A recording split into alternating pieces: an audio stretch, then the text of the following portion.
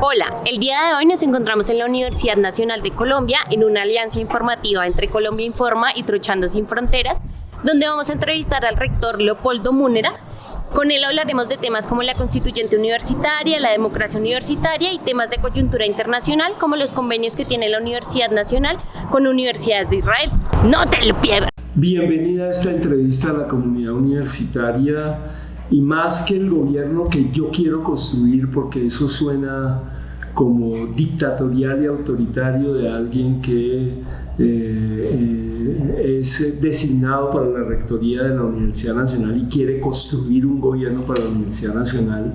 Lo que más nos interesa es un proceso de democratización del gobierno, pero también de democratización de la vida universitaria en la Universidad Nacional de Colombia. Democratización que debe empezar por un proceso constituyente, como estamos planteando. Ese proceso constituyente tiene una primera etapa, y la primera etapa es la discusión sobre las transformaciones en el gobierno universitario y en la democracia universitaria en general. Las transformaciones en el gobierno universitario pasan por diferentes aspectos que van a ser planteados y discutidos con la comunidad universitaria. Desde luego por la constitución de una mesa universitaria que sea representativa de todos los estamentos, y cuando hablo de todos los estamentos hablo de profesores y profesoras, estudiantes, egresados y egresadas, trabajadores y trabajadoras también de todos los estamentos. Esa mesa constituyente va a tener unos temas de discusión que los vamos a hablar, unos primeros temas. En primer lugar, cómo deben ser los cambios en la composición de los cuerpos colegiados de la universidad. Yo he dicho que mi planteamiento es que los cuerpos colegiados de la universidad deben tener una mayoría de representantes de los estamentos universitarios. Pero eso es algo que debe decidir la comunidad, pero también cuáles deben ser los cuerpos colegiados de la universidad, porque pueden ser los que existen actualmente, pero pueden formarse nuevos cuerpos colegiados de la universidad. ¿Cuáles son las formas de organización, de participación, de organización participativa que debe existir en la universidad? Hay una, como los claustros y las colegiaturas, deben existir otras. ¿Qué funciones deben tener? Pero también cuál debe ser el mecanismo para la designación de las autoridades universitarias. Cuando hablo de autoridades universitarias estoy hablando básicamente del rector o la rectora, estoy hablando también de decanos, decanas y directores y directoras de departamentos. Entonces también cuál es el papel de la consulta o de la participación directa que tiene la comunidad, y ahí hay diferentes alternativas, porque no solo hay la elección directa, esa es una posibilidad, una elección directa con una vuelta, pero puede haber otras alternativas. Por ejemplo, en Lovaina, en la Universidad de Lovaina hay una elección pero tiene dos vueltas. En otras universidades del mundo no se nombra directamente a las autoridades sino a los electores. Es el caso de la UNAM en México. Es decir, hay muchas formas de nombramiento de las autoridades universitarias, pero también qué papel deben cumplir los consejos estudiantiles, por ejemplo, y si debe haber consejos estudiantiles por departamentos o por facultades, y qué papel podrían cubrir consejos estudiantiles o consejos profesorales en términos de las decisiones administrativas de la universidad, y cuál sería la composición del Consejo Superior. Y en esto ya sería una propuesta para transformación del 1210 o de la Ley 30. Es decir, la idea es que podamos pensar y decidir sobre cuál debe ser la mejor forma de gobierno de una universidad como la Universidad Nacional. Pero al mismo tiempo cuáles deben ser los espacios democráticos y otras formas de organización que no están ligadas al gobierno necesariamente. Estoy pensando en las colectivas, por ejemplo. Estoy pensando en formas de organización como cuerpos diversos, que no necesariamente están vinculadas al gobierno, pero tienen una incidencia sobre la vida de la universidad y deben ser reconocidas plenamente y tener las garantías para que puedan funcionar como parte del gobierno universitario. Pero además, ¿cuáles son los principios democráticos que nos deben regir en términos de lo que hablamos del reconocimiento de las diferencias no jerarquizadas, que implica un reconocimiento de las diferencias de sexo, de género, de la diversidad sexual, pero también de las discapacidades? Entonces, que se haga toda la discusión en términos de la universidad, de cómo queremos el gobierno y cómo queremos la democracia universitaria, pero que quien decida sea la comunidad universitaria. Y la comunidad es heterogénea. Cuando hablo de la comunidad universitaria no estoy hablando solo de las asambleas. Creo que hay diferentes formas de participación y de decisión en la Universidad Nacional, que deben ser reconocidas plenamente. Eso implica abrir todo el debate sobre el gobierno y la democracia al conjunto de la comunidad universitaria, con todas las diferencias que hay entre las sedes y demás. Si los representantes deben ser simplemente de acuerdo con la proporción de estudiantes, profesores, egresados y trabajadores que hay en las sedes, o si debe haber una representación por cada sede igual, y después sí pensar en la composición. Toda esta discusión creo que es una discusión, considero que es una discusión muy sana y necesaria en la Universidad Nacional, que reflexionemos sobre qué tipo de gobierno queremos.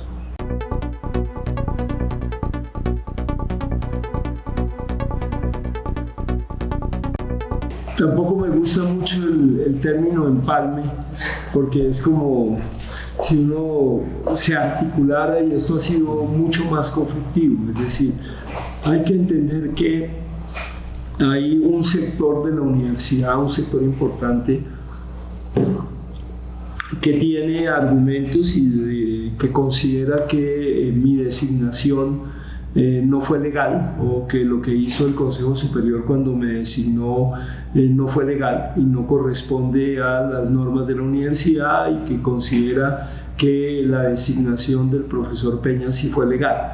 Ese sector de la universidad se opone a esta administración y ha presentado una serie de demandas que están en curso en el Consejo de Estado, y ese sector está representado por la anterior administración y por un cuerpo de decanos y decanas, muchos de ellos que se oponen a esta administración. Eso hace que la transición, para no hablar de empalme, que la transición no sea del todo fácil. Evidentemente, porque hay resistencias a las propuestas que se hacen, y hay derechos de petición de cuál es el fundamento legal de lo que estamos haciendo, y de si las mesas de diálogo que se hicieron con organizaciones estudiantiles que habían realizado la protesta eran mesas de negociación que se podían hacer, o si no. Todo esto hace parte de esta transición, es decir, yo diría es una transición conflictiva. En medio de esta transición conflictiva, que no ha sido fácil, como es lógico, porque no ha sido, digamos, en la total armonía ni nada por el estilo, el empalme, a pesar de ello, el empalme ya administrativo, a pesar de ello, ha sido en términos generales amable, salvo excepciones en donde hay personas que no han querido hacer el empalme. Y explico por qué el empalme y por qué me sonrío cuando hablo de empalme, porque nosotros hicimos la transición intentamos hacer la transición de la administración de Dolly a la administración de Múnera, y no hacer la transición con la administración de Peña, en la medida en que dijimos que considerábamos que la designación de Peña, del profesor Ismael Peña, era ilegal e ilegítima. Hubo personas que aceptaron hacer la transición, u otras que no aceptaron hacer la transición. Entonces, evidentemente, en esos casos dejamos constancia de que no se aceptó hacer la transición, e incorporamos el acta de la de los empalmes que se hicieron entre la administración de la profesora Dolly y la administración del profesor Peña. Entonces, en ese sentido, pues no ha sido tan sencillo y ha sido conflictivo. Sin embargo, hay cosas asombrosas en la universidad, y es que a pesar de los dos rectores, si consideramos que hubo una rectoría del profesor Ismael Peña, que ustedes saben que yo cuestiono, y la profesora Dolly y la mía, la administración de la universidad ha seguido funcionando. Y eso es, la vida cotidiana de la universidad ha seguido funcionando. Yo consideré en el momento en que designaron al profesor Peña que yo ya había pasado por una experiencia de consulta en la cual había ganado la consulta hace ya varios años, más de 10 años, y que no me habían nombrado sin justificar por qué desconocían la consulta, que había tenido un tiempo largo en la universidad aceptando una situación que consideré injusta, pero que la acepté en ese momento porque el mecanismo, el procedimiento institucional que habían utilizado era el procedimiento institucional que estaba establecido por la universidad. Pero en esta ocasión consideré que el procedimiento institucional no era el procedimiento que debían seguir de acuerdo con las normas de la universidad, y que eso para mí era inaceptable. Por eso en ese momento me declaré en desobediencia civil y propuse una constituyente que tiene como objetivo cambiar inicialmente las formas de gobierno y las formas democráticas de la universidad. Ese es el objetivo. Y que ese cambio no lo haga un rector, lo haga la comunidad universitaria. No es el cambio que va a hacer un rector, sino que va a hacer una comunidad universitaria. Eso es la constituyente inicialmente. La constituyente inicialmente es el cambio de gobierno. ¿Por qué digo inicialmente? Porque posteriormente ese gobierno emprenderá las reformas que necesita la universidad, pero no es el profesor Múnera como rector el que va a emprender esas reformas, sino que debe ser un nuevo gobierno. Eso es lo que está planteado, un nuevo gobierno que, como dije con antelación, debe estar compuesto en buena medida por representantes de los estamentos. Entonces ya las discusiones sobre bienestar, son debates, son deliberaciones que debe hacer el nuevo gobierno, y no tanto que debe hacer Leopoldo Múnera o que debe decidir Leopoldo Múnera. Yo no tengo ninguna intención, nunca la he tenido, de convertirme en un dictador que diga cuáles son los cambios que debe haber en la universidad, o en convertirme en la persona que desde el Consejo Superior proponga todas las reformas que tiene que tener. Creo que esa es una discusión que tiene que hacer la comunidad universitaria con un tipo de gobierno participativo y democrático.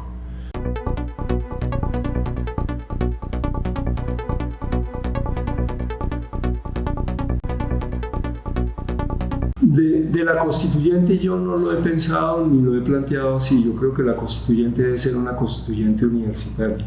Sí creo que la sociedad debe tener un lugar en el gobierno de la universidad. Sí, de hecho ahora lo tiene en algunas partes y en algunas universidades lo tiene una parte de la sociedad, que son los representantes de los gremios. Y yo creo que, como sucede en otras universidades del mundo y de la América Latina, sí debe haber una representación de diferentes sectores de la universidad en el gobierno universitario. En la constituyente yo creo que debe ser un proceso interno de los sujetos que viven en la universidad y que conforman la universidad. Es lo que yo he planteado.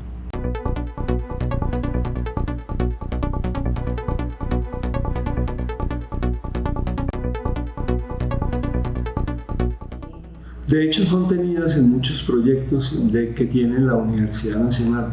A ver, lo primero es que la extensión, y lo planteamos en la campaña, pero también se lo digo, la extensión debe estar vinculada directamente con la docencia y con la investigación. Es decir, la extensión debe tener una sincronía con la docencia y la investigación, de tal manera que no se sigan haciendo programas remunerados de extensión que estén totalmente desarticulados de la actividad académica. La extensión es entendida como una interrelación con la sociedad y la sociedad es compleja en sí misma.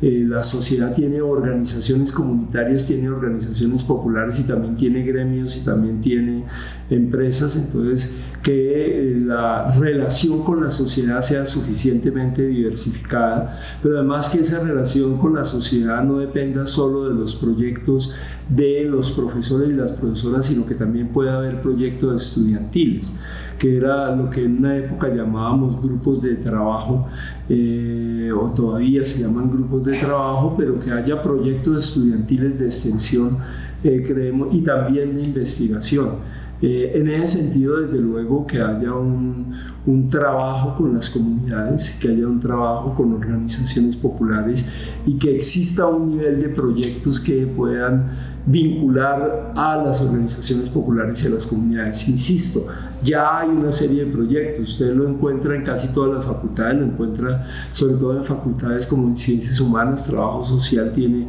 una serie de proyectos, Sociología también tiene una serie de proyectos, también los tiene Derecho, pero también los tiene otras facultades que uno cree que no, como Ingeniería, pero es que podamos diversificar y que lo que llaman la extensión solidaria, que no me gusta el nombre, pero que esa otra extensión que no es remunerada tenga un papel importante en términos de la relación con la sociedad en la Universidad Nacional de Colombia. Le doy un ejemplo. Estamos trabajando en un programa piloto de economía circular, de producción de alimentos para las cafeterías y sobre todo las cafeterías cooperativas de la universidad. Y hacer un programa piloto primero en Bogotá y después, o probablemente también en otras sedes, y después extendernos.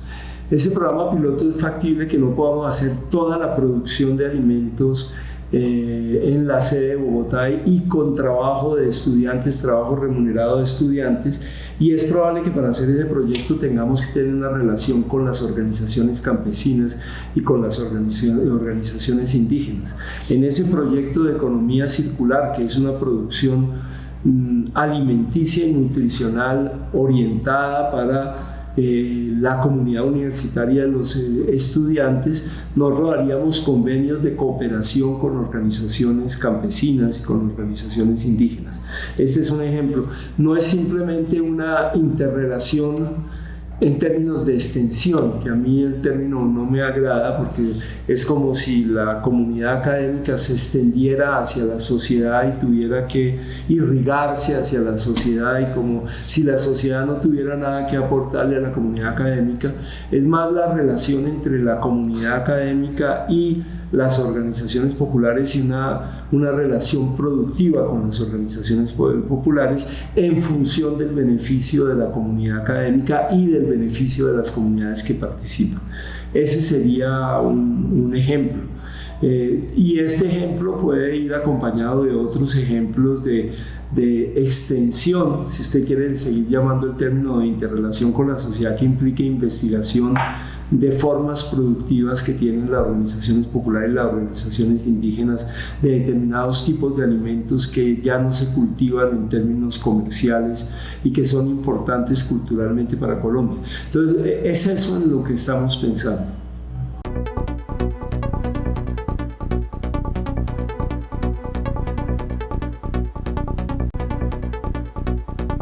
Pues yo lo que espero es que las propuestas que salgan de la mesa constituyente, que nosotros lo que vamos también es a proponerle a la Mesa Nacional y a otras instancias de la Universidad Nacional como claustros y colegiaturas, a las representaciones y demás, una forma de conformación de la Mesa Constituyente y demás, que las propuestas que salgan de la Mesa Constituyente sean atendidas y escuchadas por el Consejo Superior, en donde el gobierno tiene un asiento importante, y sean debatidas por el Consejo Superior, pero también que muchas de las propuestas que salgan de reforma de la Ley 30, por ejemplo, de reforma del Consejo Superior sean escuchadas y atendidas por el gobierno nacional. Entonces creo que eso es importante. Pero aparte de eso, hoy tuvimos una reunión con el ministerio y acordamos que dentro del proceso de reforma integral de la Ley 30 se va a empezar por un punto que es imperioso y urgente para la universidad pública, que es la reforma de los artículos 86 y 87 sobre financiación, que desde luego no se va a reducir a eso la reforma integral de la Ley 30, pero que hay que dejar garantizado eso, que el proceso es mucho más largo y más amplio, pero que hay que dejar garantizado eso hacia el futuro, porque si no, en el futuro vamos a tener un problema de falta de recursos para la universidad pública. El gobierno se comprometió en que va a hacer eso, en que va a participar en eso, y que ese es el comienzo de una reforma integral de la Ley 30. En eso hay un compromiso del gobierno. También hay un compromiso de que va a buscar los recursos para que siga el incremento del presupuesto como viene, es decir, que pasemos del incremento del 9% al 11%, y que todo ese proceso va a seguir en términos de la universidad, y que vamos a seguir ampliando la cobertura, desarrollando universidades regionales, universidades territoriales, que se va a seguir ampliando la política de gratuidad, es decir, que se le van a dar una serie de garantías a la universidad pública. Eso es lo que ha prometido el gobierno.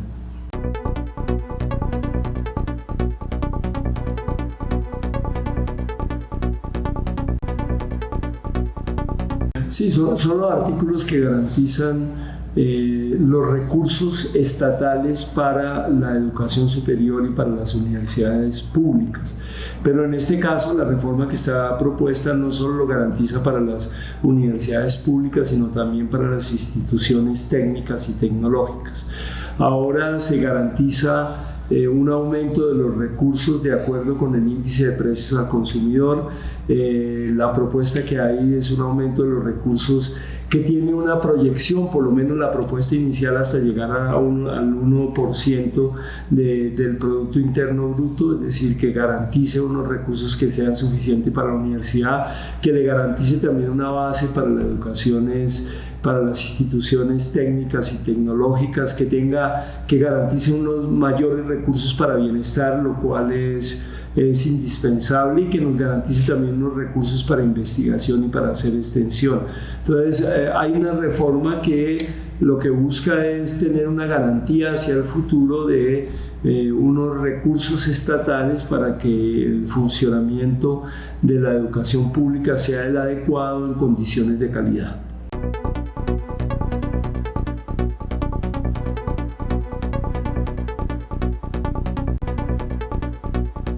En este momento hay un consenso, digamos que hay un consenso en el SUE de que esto es urgente y necesario para todas las universidades.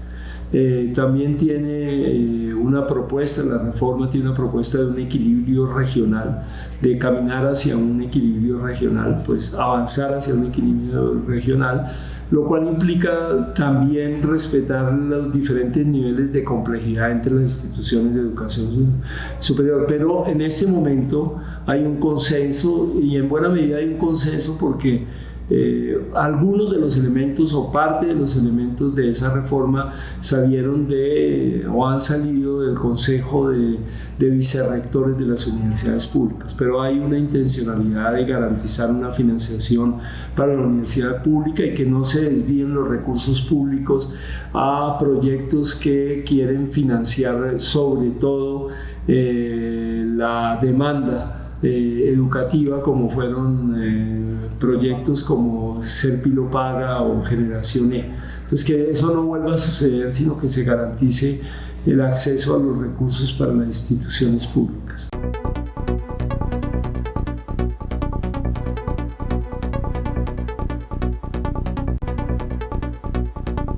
Pero es diferente la corporación de un spin-off. Es decir, un spin-off puede ser un tipo de corporación. De hecho, hay una corporación que es la corporación Rotor, que es una spin-off o por lo menos plantea que es un spin-off porque cumple una serie de funciones que en términos de la reglamentación interna sobre las spin-off no debe cumplir, como funciones de la parte alimenticia en algunos procesos y demás. Entonces, ¿qué es lo que pasa con las corporaciones que estamos averiguando? Y yo repito, no hemos encontrado hasta ahora, porque estamos empezando el proceso jurídico y financiero de averiguar qué es lo que paga financieramente, qué es lo que paga con las corporaciones, que son asociaciones de derecho privado que son creadas a partir de un convenio de la rectoría de la universidad con asociaciones de egresados o con asociaciones externas que en algunos casos, no en todos, están cumpliendo las funciones misionales de la universidad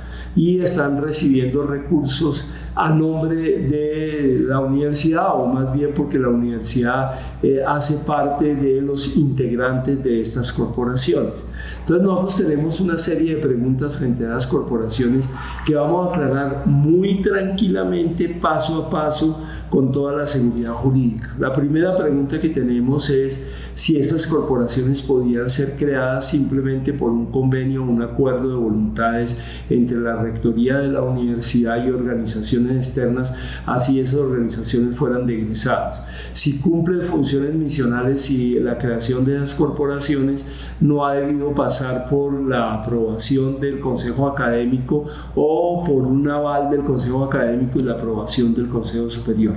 Entonces es lo primero que estamos averiguando sobre esas corporaciones. ¿Cuál es el destino que se le da a los recursos que captan las corporaciones? ¿Por qué están cumpliendo funciones misionales de la universidad? ¿En qué se beneficia la universidad con el cumplimiento de esas funciones misionales? ¿Cómo son remunerados los profesores de la Universidad Nacional que participan en los trabajos de esas corporaciones? Y si esa remuneración se rige o no por los topes establecidos por la universidad. ¿Por qué es conveniente si no se hacen las transferencias que se hacen en otros proyectos que realiza directamente la Universidad Nacional? Y si las corporaciones realmente son necesarias para la Universidad Nacional.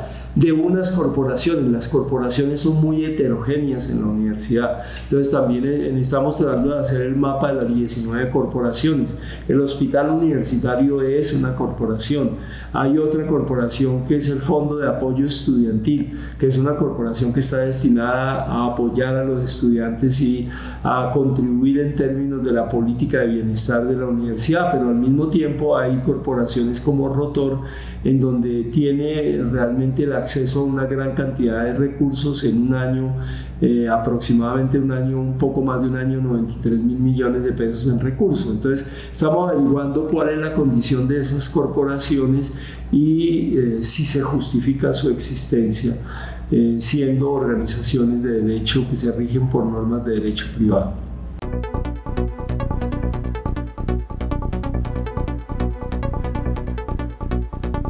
Aquí abajo de la rectoría está en un plan de expansión y un plan de expansión es uno de los lugares de práctica importantes para las facultades de ciencias de la salud, en el caso del hospital universitario sobre todo para la facultad de medicina, pero no implica que esté solo presente la facultad de medicina porque ha estado presente también enfermería, odontología no, pero farmacia, por ejemplo. Entonces, ese es el hospital universitario que además tiene un convenio con Unisalud y en donde son atendidos o somos atendidos muchos de los profesores y profesoras que estamos en Unisalud. Eso es una lógica y tiene un plan de ampliación y de extensión del hospital universitario que estamos apoyando, que es un plan grande, que es pasar de 300 a 500 y pico de camas, que es decir, fortalecer el hospital universitario. Otra cosa totalmente diferente es el Hospital San Juan de Dios, en donde la universidad está comprometida en la recuperación del San Juan de Dios y ha tenido desde hace mucho tiempo un aliado en esa recuperación del San Juan de Dios que ha sido el actual presidente de la República. Y entonces ahí hay un plan de recuperación del San Juan, de todos los edificios del San Juan, convertir el San Juan en un centro de referencia de atención primaria, convertir el San Juan en un centro de confluencia no solo de las facultades de Ciencias de la Salud de la Universidad Nacional, sino de otras facultades, Facultad de Ingeniería, Facultad de Ciencias, es decir, recuperar lo que es el San Juan, que también implica recuperar la memoria de la Universidad Nacional, pero recuperar un patrimonio, porque el San Juan es un campus de la Universidad Nacional y un patrimonio público. En eso está la universidad y está la rectoría también apoyando ese plan de recuperación del San Juan, que implica toda una concepción de salud pública, no solo de atención de salud, sino de salud pública y de atención primaria. El San Juan que se había perdido y se estaba destruyendo, digamos, y que es también de una riqueza arquitectónica y patrimonial, como dije, muy importante. Entonces, eso es recuperar un campus de la Universidad Nacional. En eso está metida la decanatura de la Facultad de Medicina, pero también profesores de la Universidad de Medicina y de otras, de la Facultad de Medicina y de otras facultades, y es un proyecto realmente importante para la Universidad Nacional de Colombia.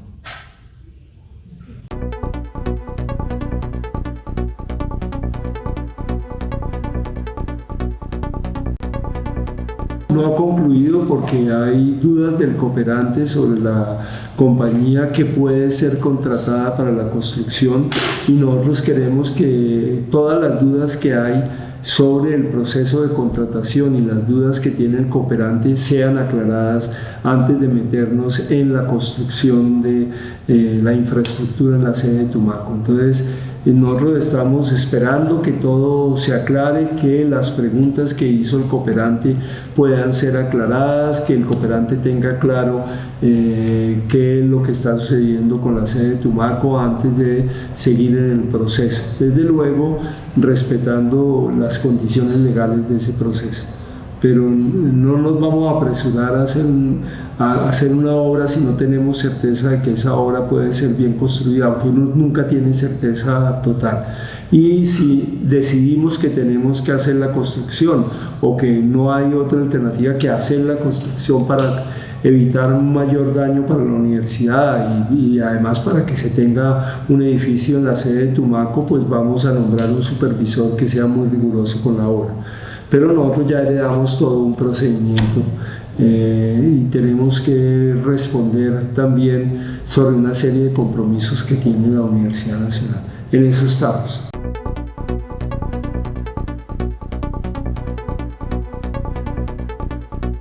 Para mí no resulta clara la posición del campamento, la composición del campamento, quién está en el campamento. Hemos tenido una relación con la Embajada de Palestina, hemos dicho que vamos a fortalecer esa relación, que vamos a hacer un convenio propuesto con la principal universidad palestina, que vamos a tener una serie de proyectos de investigación sobre Palestina, que vamos a hacer una cátedra de Palestina también que vamos a construir, y estamos desarrollando relaciones con la Embajada de Palestina y vamos a desarrollar actividades autónomas académicas que tienen que ver con la situación actual de Palestina. Eso estamos haciendo en estos momentos. Sé que el campamento pues tiene una causa palestina, pero también hemos tenido otra serie de manifestaciones que no nos agradan en términos del funcionamiento de la universidad, pero esas son cosas que yo creo que hablaremos directamente con las personas que están en el campamento de Palestina, que me parece lo mejor, y ya acordamos con la Embajada de Palestina que ellos van a servir de mediadores para que la vicerrectora de la sede pueda establecer ese diálogo.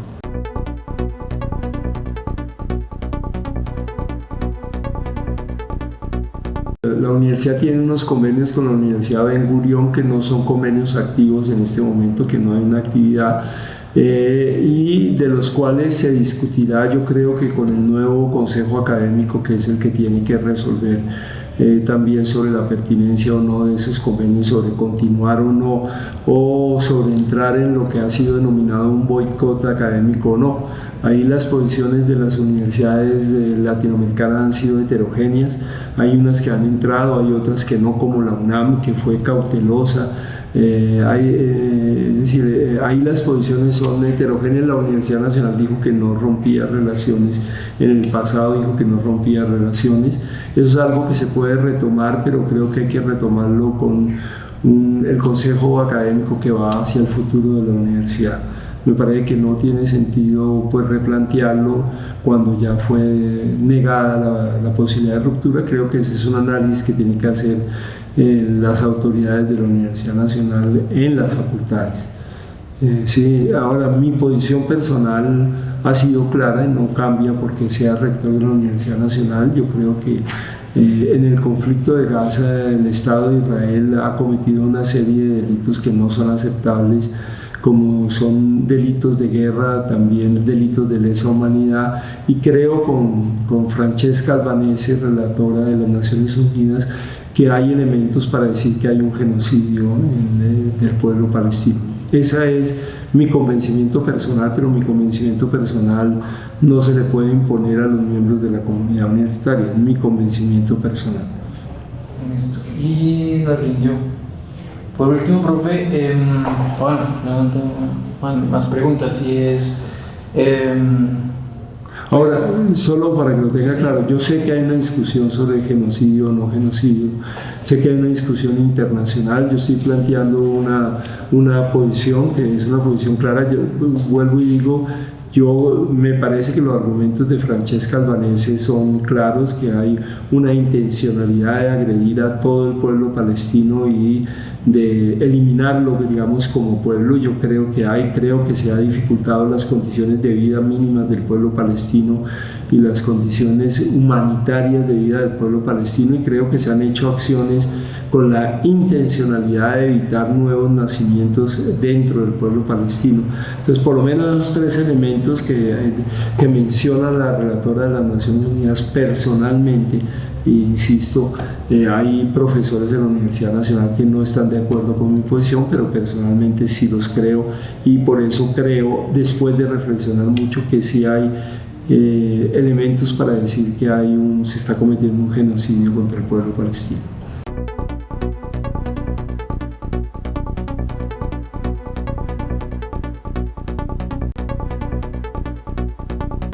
Bueno, hay varias razones por las que yo no aparezco mucho en los medios. Uno, con frecuencia solo me buscan cuando hay problemas serios en la Universidad Nacional. Dos, con frecuencia yo no quiero hablar porque considero que no es pertinente hablar en determinadas circunstancias, que no voy a aportar nada. Le pongo un ejemplo para que lo tenga claro. Me llamaron cuando salió una noticia en la cual decían que habían aceptado que habían negado una suspensión provisional y que habían aceptado una demanda que había hecho el profesor Peña contra mi nombramiento. Yo dije, esa información no es cierta, a mí no me han notificado absolutamente nada del Consejo de Estado, yo no voy a hablar de lo que no tengo certeza. Entonces yo prefiero guardar silencio cuando no tengo certeza.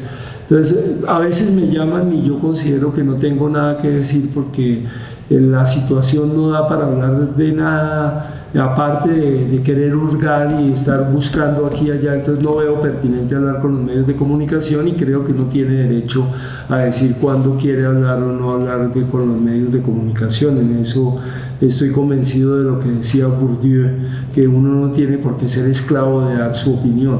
Yo no creo que uno tenga que estar esclavizado de dar su opinión. Desde luego que los medios de comunicación tienen la línea editorial, creo que ustedes tienen línea editorial, y creo que los medios que usted denomina corporativos tienen su línea editorial y que hacen preguntas y orientan las entrevistas desde sus líneas editoriales. Y a veces es un juego para tratar de sacarle cosas a uno, para tratar de exasperarlo. Eso también se da porque una persona exasperada es una noticia, y normalmente produce noticias. Entonces, digamos que en Colombia la relación con los medios es una relación difícil con frecuencia, si los medios no están de acuerdo con uno, pero que hay que hacer, y en el momento en que yo considero que es conveniente hablar, porque es conveniente aclarar puntos o establecer el diálogo con los medios, lo hago como lo estoy haciendo con ustedes. esté de acuerdo o no esté de acuerdo con la línea editorial del medio. Ahora, me parece agotador insistir sobre la misma pregunta, entonces cuando eso ya se vuelve una insistencia sobre la misma pregunta, entonces decido que ¿para qué voy a hablar de las cosas que ya hablé? No me parece pertinente seguir hablando sobre las cosas que ya he hablado con ningún medio, ya eso es dejar que se convierta en una noticia lo que no es noticia, desde mi punto de vista, pero soy muy respetuoso de los medios.